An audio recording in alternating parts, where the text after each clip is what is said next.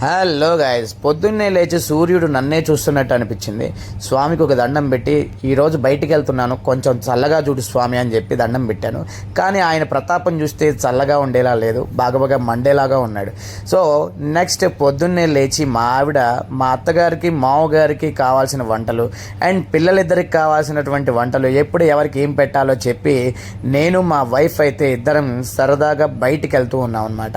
And మా ఆవిడ పొద్దున్నే లేచి 5 గంటలకే లేచింది, స్నానం చేసింది, కావాల్సిన పులిహోర తర్వాత పిల్లలకి వాళ్ళకి ఏం కావాలో అందరికీ అన్నీ చూసుకొని రెడీగా పెట్టేసి వచ్చేసామన్నమాట. బయటికి రాగానే ఒక రోడ్డు కనిపించింది. ఎటు వెళ్తున్నానో తెలియదు, ఎందుకు వెళ్తున్నానో తెలియదు. మా ఆవిడ ట్రిప్ అడిగింది కదా అని చెప్పి డ్రైవ్ చేసుకుంటూ ఒక చోటుకి అయితే వచ్చేసాం. సో ఇక్కడ దారి మధ్యలో మనకు ఒక టిఫిన్ బండి కనిపించింది. ఆ టిఫిన్ బండి దగ్గర నేను మా ఆవిడ జిమ్ అంటే మాకు బాగా ప్రాణం కాబట్టి ఒక ప్లేట్ ఇడ్లీ 2 దోశలు తిన్నాం. సో అప్పుడప్పుడు బయటకు వెళ్తూ ఉంటే మన జీవితం అనేది ప్రశాంతంగా ఉంటుంది, మన మైండ్ కూడా కూల్గా ఉంటుంది. సో ఇడ్లీ దోశ తిన్నాం. అక్కడి నుంచి రోడ్ హైవే అయితే ఎక్కాం అనమాట. సో మా ఆవిడ ఎక్కడికైనా అడుగుతుంది, తెలియదని చెప్పాను. సో సరదాగా అయితే బయలుదేరి వెళ్ళిపోతున్నాం. దారి మధ్యలో ఒక లొకేషన్ అయితే కనిపించింది. మనకి నిజంగా ఇక్కడ ఈ స్పాట్ ఉంటుందని అయితే నాకు తెలియదు, కానీ మా ఆవిడకి బిల్డప్ ఇచ్చాను అనమాట. సో ఈ లొకేషన్ అంటే నీకు బాగా ఉంటుంది కాబట్టి నీకోసం ఈ లొకేషన్కి తీసుకొచ్చా అని చెప్పాను. మా ఆవిడ చాలా ఎక్సైట్ అయింది. బేసిక్గా ఆ రోడ్డులో ఆ చెరువు ఉంటుందని నాకు తెలియదు. నిజంగా వాతావరణం ఇక్కడ చాలా ప్రశాంతంగా చల్లటి గాలి ఇదంతా ఉందన్నమాట. మా ఆవిడకి నేను ఇచ్చిన బిల్డప్ మామూలుగా కాదు. చూసావా, నీకోసం సర్ప్రైజ్ అని చెప్పాను. నిజంగా నాకు అయితే అస్సలకి తెలియదు ఈ లొకేషన్ అనేది ఉంటుందని. సో అక్కడ కొద్దిసేపు కూర్చొని కొద్దిసేపు ముచ్చట్లాడుకొని మళ్ళీ ఒక రోడ్డు వైపు అయితే సాగాం. ఎటు వెళ్తున్నానో నాకే నిజంగా బయలుదేరి వెళ్తూ ఉంటే రోడ్డుకి ఇరువైపులా చెట్లు, పచ్చటి వాతావరణం, చల్లటి గాలి, సూర్యుడు నిజంగా బగబగ మండుతున్నా కూడా బండి మీద వెళ్తూ ఉంటే ఆ పల్లెటూరు వాతావరణం నన్ను నిజంగా ఎంతో ఒక ప్రపంచంలోకి తీసుకెళ్ళిపోయింది. చిన్నప్పుడు మేము బండ్ల మీద తిరిగిన మా పల్లెటూరు ఊర్లో తిరిగినటువంటి రోడ్లన్నీ కూడా నాకు గుర్తొస్తూ ఉన్నాయి. ఆటోలో పల్లెటూరులో పొలాలకు వెళ్ళే జనాలు, ఎటుపక్క చూసిన పెద్ద పెద్ద చెట్లు, పైర్లు, నిజంగా ఆ పక్షుల రాగాలు అవన్నీ బండి మీద వెళ్తూ నిజంగా ఇలా రైడ్కి వెళ్ళినప్పుడు ఏదో బండి మీద ఒక 100-120 స్పీడ్లో పోతే ఇవన్నీ మనం ఎంజాయ్ చేయలేం.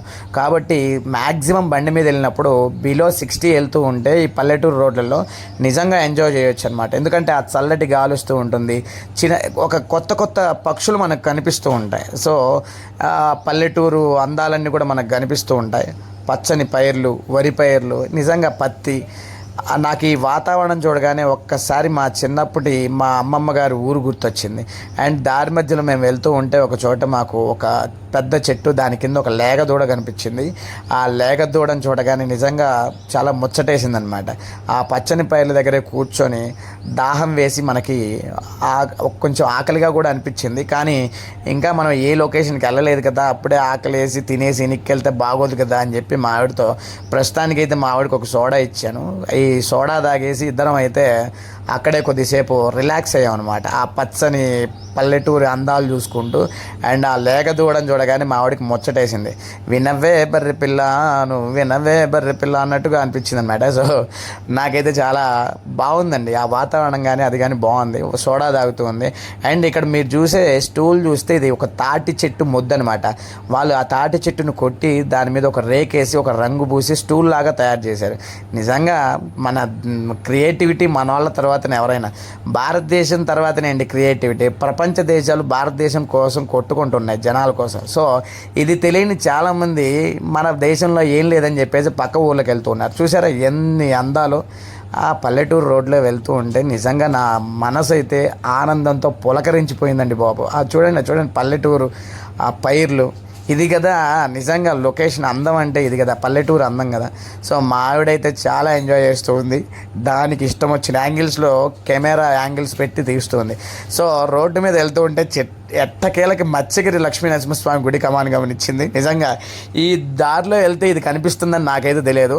ఎట్టకేలకి అమ్మయ్య ఇదిగో సో ఇక్కడికే తీసుకొస్తున్నాను, కానీ నిజంగా మీరు ఎంత గ్రేట్ అండి అని చెప్పేసి మా ఆవిడ మనల్ని పొగడ్తలతో ముంచెత్తిందనమాట. సో బేసిక్గా అక్కడికి వెళ్తామని నాకు తెలియదు, ఏదో రైడ్ అడిగింది కదా అని చెప్పి బండి తీసి కొంచెం దూరం వచ్చిన తర్వాత ఈ కమాన్ కనిపించింది.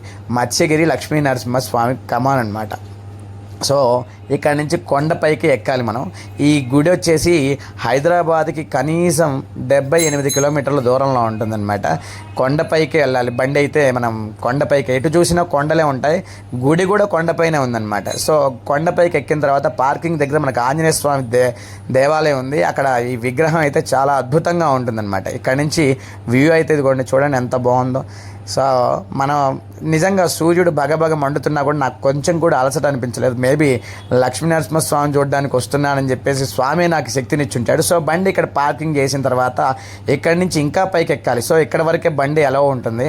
సో ఇక్కడ నుంచి మనం ఇంకా పైకి ఎక్కాలి. ఇక్కడ వరకు రావటం ఒక ఎత్తు, ఇక్కడ నుంచి నడుచుకుంటూ ఇంకా కొండపైకి వెళ్ళాలి అంటే నిజంగా చుక్కలు కనిపించేవి. ఉన్నది ఒక 500 మీటర్సే ఉంటుంది, కానీ చాలా ఎత్తుగా ఉంటుంది గుడి. సో ఆ గుడి పైకి అయితే మనం వెళ్ళాం. ఇక్కడ నుంచి ఆవుల్ని కొంతమంది తీసుకొచ్చి స్వామికి పూజ చేయించుకొని, అంటే ఏవో పొలాలకు సంబంధించిన పూజలు ఉంటాయి కదా, ఆవులు ఎద్దుల్ని తీసుకొచ్చి పూజ అయితే చేయించుకొని వెళ్తూ ఉన్నారు. లొకేషన్ అయితే నాకు పిచ్చగా నచ్చేసింది. నిజంగా జీవితంలో కొన్ని డబ్బు అనేది ఉంటే అన్నీ వదిలిపెట్టి అందరినీ సెట్ చేసి వచ్చి ఇలాంటి ప్రశాంతమైన వాతావరణంలో జీవించాలనిపిస్తూ ఉంటుంది మనసుకి. సో ఈ కొండపైకి అయితే వచ్చాము, ఎటు చూసినా కొండలే. ఇక్కడ కోతులు అయితే పిచ్చగా ఉన్నాయి. ఎవరైనా ఒకవేళ వెళ్తే జాగ్రత్తగా ఉండండి. కొండ మీదుగా చాలా కోతులు ఉన్నాయి. మనల్ని చూసాయి అంటే మాత్రం, మన దగ్గర ఏమైనా పొట్లాలు ప్యాకెట్లు ఉన్నాయంటే మాత్రం కరిచి మరీ లాక్కెళ్ళేటువంటి అవకాశం ఉంటుంది. సో ఇప్పుడు లోపలికి వెళ్ళే ప్రయత్నం అయితే చేద్దాం దర్శనానికి. ఇప్పుడు ఆల్మోస్ట్ 11:30 దాటింది టైం అయితే. సో మనకి 70 కిలోమీటర్లు రావడానికి కనీసం 4:30 గంటలు పట్టింది. మా అదృష్టం ఏమిటంటే లోపలికి వెళ్ళగానే పల్లకీ సేవ జరుగుతుంది. స్వామికి కళ్యాణం అయిపోయి పల్లకీ సేవకి మమ్మల్ని పిలిచారనమాట. సో రండి రండి రండి అని పిలిచారు. సో నేనైతే వెళ్ళి నిజంగా ఇది నా అదృష్టంగా భావిస్తున్నాను. ఎక్కడికి వెళ్తున్నానో తెలియదు, ఎప్పుడు వెళ్తానో తెలియదు, అసలు రైడ్కి వెళ్తానా, గుడికి వెళ్తానా, లొకేషన్కి వెళ్తానా తెలియదు. కానీ అనుకోకుండా గుడికి వచ్చి గుళ్ళో స్వామి కళ్యాణమైన వెంటనే లక్ష్మీనరసింహస్వామి పల్లకీ సేవ చేయటం నేను మా ఆవిడ ఇద్దరం నిజంగా ఏదో అదృష్టంలా భావిస్తూ ఉన్నాం అనమాట. సో రాగానే మమ్మల్ని కూడా పిలిచారు. నేను కూడా పల్లకీ పట్టుకున్నాను. సో ప్యాంటు షర్ట్ అయినా పర్లేదు, ఉత్సవ విగ్రహాలే కదా రండి అని చెప్పారు. సో పల్లకీ సేవ నేను పట్టుకున్నాను. నిజంగా నాకు అదృష్టంలా భావిస్తున్నాను. అండ్ ఇక్కడి నుంచి మా వైఫ్ కూడా పల్లకీని కొంచెం మోసేటువంటి ప్రయత్నం చేసింది. ఎందుకంటే ఆల్రెడీ అందరి బరువు ఎక్కిపోయింది. స్వామిని తను కూడా అలా ముట్టుకుందనమాట. సో అద్భుతంగా. నిజంగా నా పల్లకీ సేవకి నేను రావటం ఏంటండి బాబు, 7ంటికి బయలుదేరటం ఏంటి, 11:30 కల్లా నేను రావటం ఏంటి, ఆ కొండపైకి రాగానే నన్ను పల్లకీ సేవకు పిలవటం ఏంటి, స్వామిని చూడటం ఏంటి, హారతి ఇవ్వటం ఏంటి, ఎక్కడికి వెళ్తానో తెలియకుండానే నిజంగా ఇక్కడ దాకా వచ్చాను అంటే ఇదే అండి. జీవితంలో ఎప్పుడు ఏం జరుగుతుందో ఎవరికీ తెలియదు. సో నాకు ఇష్టమైనటువంటి టైం వచ్చేసింది. సో ప్రసాదం టైం అనమాట. స్వామిని దర్శనం చేసుకొని మనం ప్రసాదం తీసుకుంటున్నాం. సో దద్దోజనం అయితే నిజంగా మా ఆవిడ ఆయన పిలిచి మరీ ఇంకో ప్యాకెట్ ఇచ్చారు మనకి. అంటే లైక్ కప్పులో 2 కప్పులు ఇచ్చారనమాట. మొత్తం 4 కప్పులు ప్రసాదం మాకు వచ్చింది. మా ఆవిడికి 2 కప్పులు, నాకు 2 కప్పులు. ఇందులో చేపలు ఉంటాయంటండి ఈ యొక్క కోనేరులో, కానీ నాకు ఎక్కడా చేపలు కనిపించలేదు. బహుశా ఎండ ఎక్కువగా ఉండటం వల్లేమో చేపలు బయటికి రావట్లేదు. కొండపైన కోనేరు ఉండటం నిజంగా ఒక మిరాకిల్ అనుకోండి. సో ఇప్పుడు మేమిద్దరం ఇక్కడ స్వామి ప్రసాదం దద్దోజనం అయితే తింటూ ఉన్నాం. నిజంగా ఆ ప్రసాదం అమృతం. అసలు నాకు చాలా మిరాకిల్ అనిపిస్తుంది. నేను పొద్దున అనుకోలేని స్పాట్కి అసలు నా మైండ్లో కూడా లేదు ఇక్కడికి వస్తానని. అలాంటిది ఇక్కడ దాకా వచ్చానంటే నిజంగా ఆయన అనుగ్రహమే.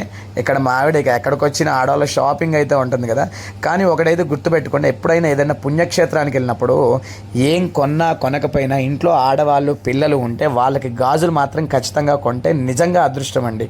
మనకి అమ్మవారు అనుకోకుండానే డబ్బును ప్రసాదిస్తూ ఉంటుందని ఏదో కథలో చదివాను. సో అదే మా ఆవిడ కూడా గాజులు తీసుకుంటుంది. సో ఇదిగోండి, రోడ్డు మీద ఇలాంటి ఫీట్స్ అయితే చేయకండి.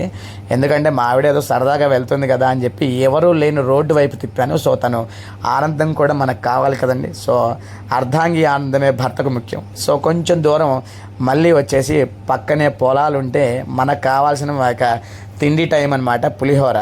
మా ఆవిడ చేసిన పులిహోరని ఆ పచ్చని పొలాల మధ్యలో కూర్చొని సరదాగా ఏవో ముచ్చట్లాడుకుంటూ మాట్లాడుకుంటూ తిన్నామన్నమాట. నాకు నిజంగా ఒక అనుభూతి, ఒక అద్భుతమైన అనుభూతి అనమాట. ఇక్కడి నుంచి మళ్ళీ బయలుదేరి మనం మరలా హైదరాబాద్ వైపు అయితే మన పయనాన్ని సాగించామన్నమాట. సో దారి మధ్యలో చిన్నగా సరదాగా మాట్లాడుకుంటూ, పాటలు వినుకుంటూ, అక్కడక్కడ ఆగుకుంటూ, పచ్చటి వాతావరణాన్ని చూస్తూ నిజంగా ఇదొక అద్భుతమైన రైడ్ నాకు. నిజంగా భార్యతో కలిసి ఇలా ప్రశాంతంగా వస్తే బాగుంటుంది, కానీ అప్పుడప్పుడు వస్తే బాగుంటుంది. ఎప్పుడు వస్తే సంకనాగిపోతాం, ఎందుకంటే డబ్బులు కూడా చూసుకోవాలి కదా. సో మళ్ళీ మనం హైదరాబాద్ వైపు అయితే సాగాము. దారి మధ్యలో పులిహోర తిన్న తర్వాత కొంచెం ఒక 2 గంటలు మళ్ళీ, అంటే 11:30 నుంచి మనం బయలుదేరి మళ్ళీ రిటర్న్ వస్తూ ఉంటే 1 గంటకు మేము పులిహోర తిన్నాం, తెచ్చుకున్న పులిహోర. అండ్ 1 గంటకు బయలుదేరితే మళ్ళీ 2:30, 3 హైదరాబాద్ హైవే ఎక్కాము. సో హైదరాబాద్ హైవేలో దారి మధ్యలో మనకి ఒక చోట జామకాయలు, మామిడికాయలు కనిపించాయి. ఇంకా మామిడికాయ అంటే నాకు బాగా ఇష్టం. సో ఉప్పు కారం వేసుకొని ఆ అక్కని అడిగి, ఏం చక్క అమ్మ కొద్దిగా తక్కువ రేటుకి ఇవ్వు అమ్మ అని చెప్పి బేరవాడి మరీ తీసుకున్నాం. ఎందుకంటే ఒక కిలో జామకాయ వచ్చేసి 150 రూపాయలు చెప్పింది, ఒక మామిడికాయ వచ్చేసి 75 రూపాయలు చెప్పింది. కాదు తల్లి 50 రూపాయలు తీసుకో అని చెప్పి 50 రూపాయలు చేతిలో పెట్టి ఈ అట్టకాయలకు మనకు కావాల్సినటువంటి తేగలు, జామకాయలు, తర్వాత మామిడికాయలు. నిజంగా ఇండియన్ ఫుడ్డే కదా. సో అక్కడి నుంచి బయలుదేరి మళ్ళీ సిటీలోకి ఎంటర్ అవగానే మా ఆవిడ ఒక మిఠాయి షాప్ చూసిందనమాట, గోవిందాస్ మిఠాయిస్ అని. సో అద్భుతమైన ప్లేస్ ఇది కూడా, చాలా ఫుడ్ బాగుంటుంది. అండ్ మా ఆవిడకి ఎందుకో ఒక పఫ్ తింటే బాగుంటుంది కదా అని చెప్పేసి అనుకుంది. సో పన్నీర్ పఫ్ అండ్ ఇంకోటి ఏదో తిన్నదండి బాబు, నాకు గుర్తు రావట్లేదు, కానీ ఇంతకు మంచి ఫుడ్డే తిన్నది. Paneer puff, sweet corn puff, ఈ 2 తిన్నది. సో ప్రశాంతంగా తిని మళ్ళీ రిటర్న్ హైదరాబాద్ అయితే మనం పొద్దున 7ంటికి వెళ్ళిన వాళ్ళం, సాయంత్రం 3:30, 4 గంటలకల్లా ఇంటికి రీచ్ అయిపోయాం. లవ్ యూ బచ్చే, ప్లీజ్ సబ్స్క్రైబ్. మీకు కనుక వీలుంటే కొంచెం లైక్ చేసి, షేర్ చేసి, సబ్స్క్రైబ్ చేసుకోండి. Bye bye.